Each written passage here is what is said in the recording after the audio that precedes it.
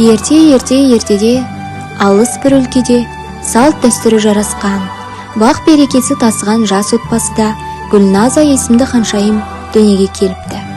Ата-анасы қыздарын еркелік пен махаббатқа бөліп, ешкімнен кем қылмай өсіріпті.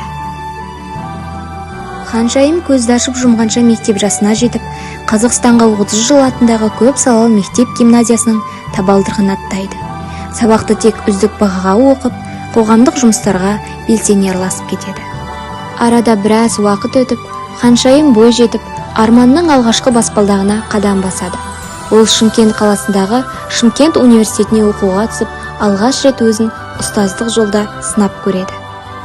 Болашағын бағамдап, күш қайратын білімге, өнерге жұмсамақ болып келген ханшайымның 4 жыл уақыты көзді ашып жұмғанша өте шығады.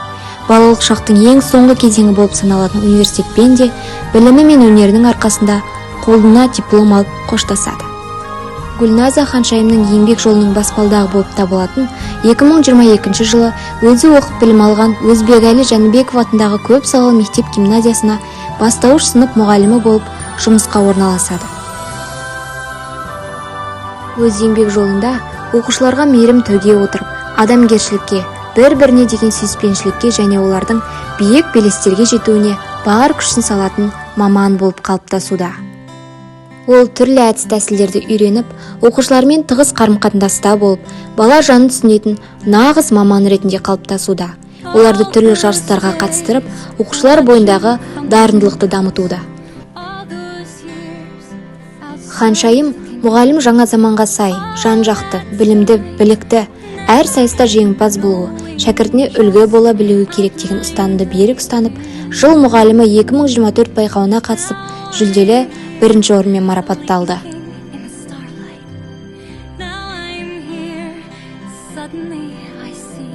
Ханшайым өз ұйымдастырушылық қасиетінің арқасында бүлдіршіндердің жазғы демалысын қызықты өткізуіне ат салысып, оқушыларды экскурсия және музейге алып барды.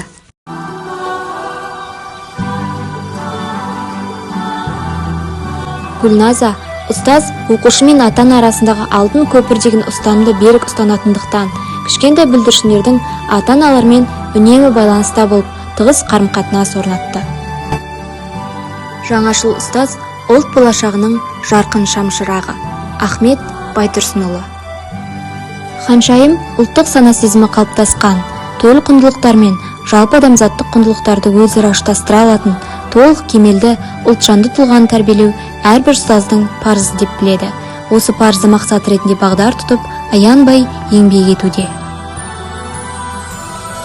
Мақсатқа жету жолында жүрегінің бар жылуын, бар отын аянбай балаға беруге даяр Гүлназа ханшайымның ұстаздық жолдағы өмірінен хабардар болғыларыңыз келсе, бізбен бірге болыңыздар.